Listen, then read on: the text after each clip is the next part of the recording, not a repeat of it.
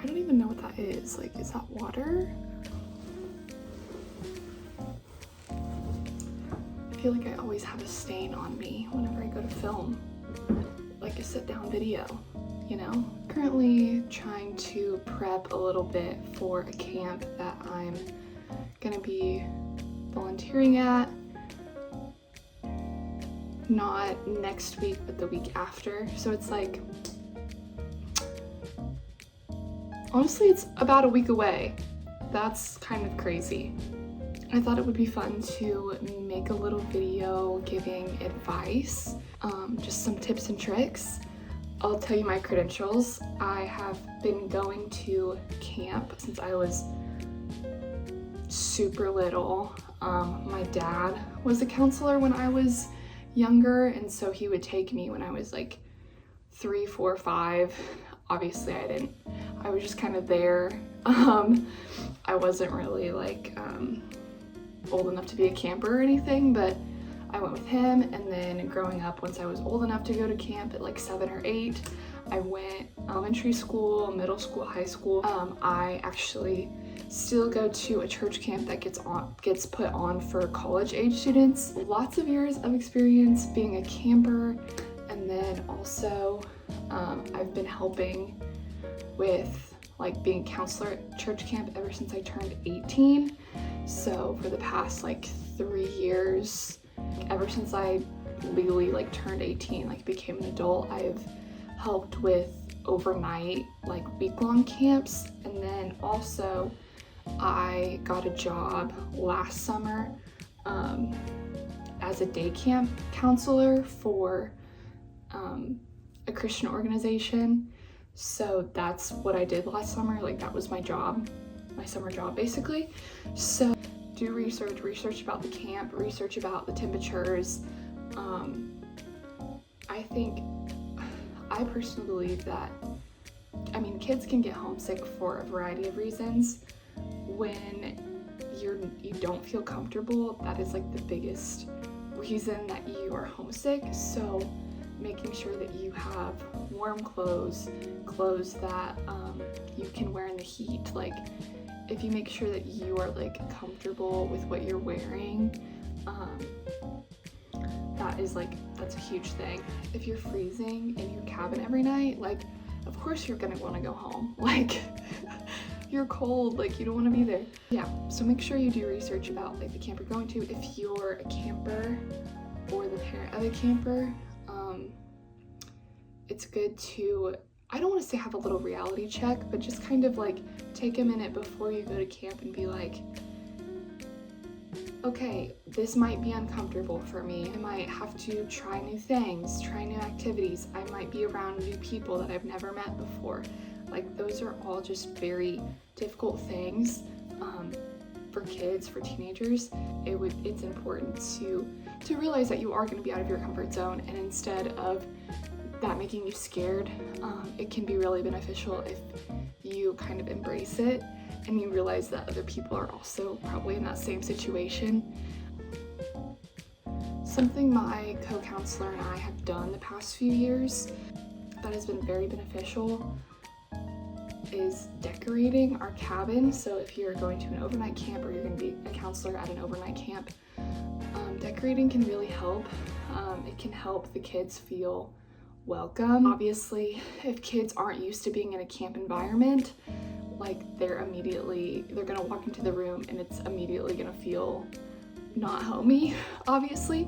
But if you decorate a little bit, it makes it feel homey, it makes it feel inviting, and that's really gonna help the kids. There is a fine line between, you know, decorating to make it feel inviting and doing too much, like it being overstimulating. Obviously, a cabin is still a place where you're gonna come and wind down at the end of your day, so it still does need to, you know, kind of maintain a coziness about it. Like, I'll insert videos and stuff. Last year our theme was disco, and that was a good theme. I think we did a good job though at like kind of maintaining still like this is essentially a bedroom. Like, we're still like trying to wind down at the end of our day. Like, we're not going to have a strobe light in here all the time. This year our theme is just like a camp, like a generic camp theme. So that's gonna be really fun. I'm excited about that. Another thing you can do to welcome the kids is to get them like goodie bags or treats. Hear me when I say the point of this is not to like buy kids affection or anything like that, or like make the kids like you. The point of this is literally to welcome kids. Like, that's what it's about. So you don't need to buy them like crazy gifts, crazy expensive gifts.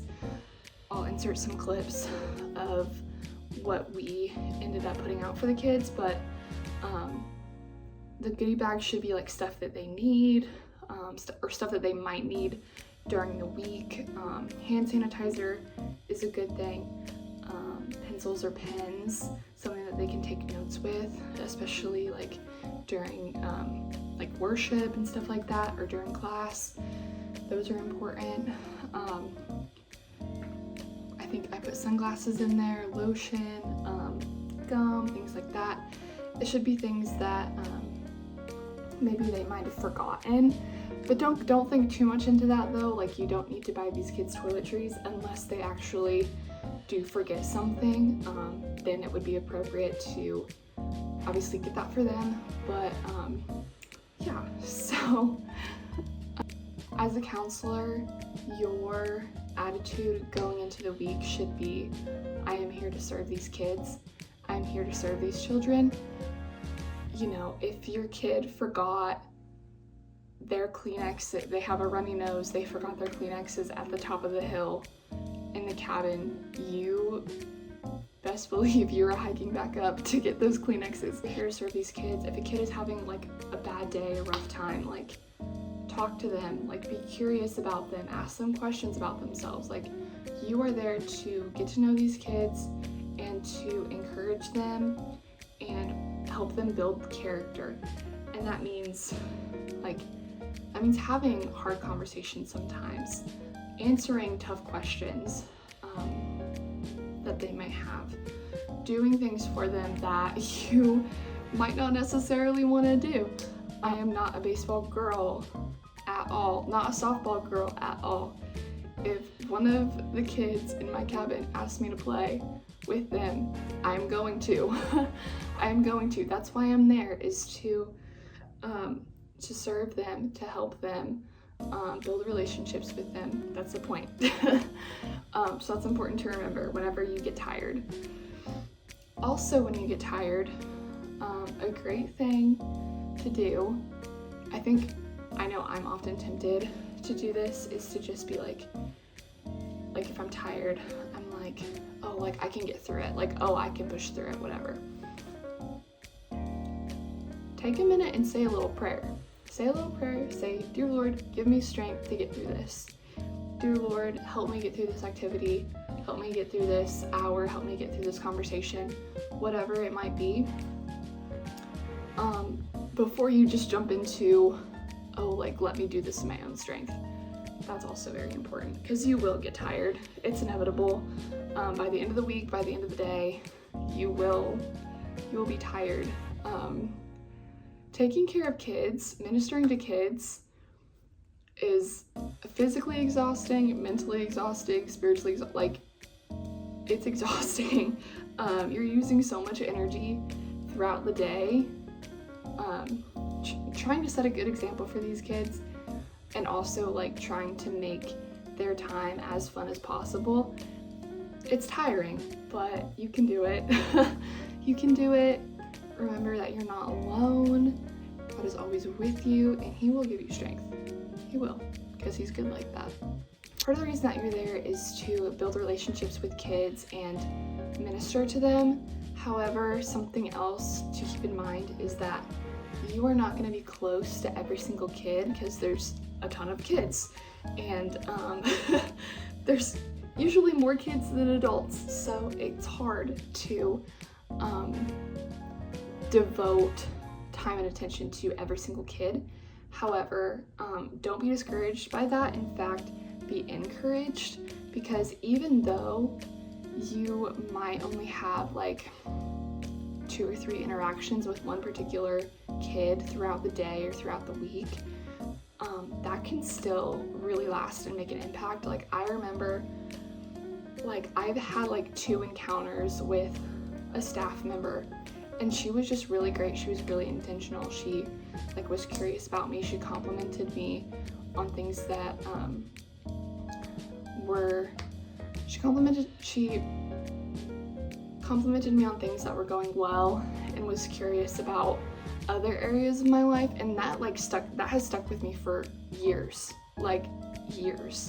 So it's okay. Don't get discouraged thinking like, oh, I wish I had more time to spend with like this kid. Instead, just be like, you know what, I just want to have one positive moment with this kid. Keep in mind too that kids are human and they're gonna mess up. When they mess up, don't lose your head. Don't immediately become angry. Be patient with them, talk it through, and then obviously like there are some cases where discipline is necessary, so it's important to know if you are able to exercise that, or if they need to go to maybe somebody higher up. Just know the company or the church's, the camp's protocol when it comes to disciplinary measures. Pray, ask God to help you, ask Him to give you the words to say, and eyes to see kids for who they truly are. Ask God to like reveal their needs to you so that you can better serve them. And yeah, remember that even though when you get tired, you can still make an impact. You can push through and rely not on your own strength, but on God's strength to help you. Hope you have a great camp experience this summer.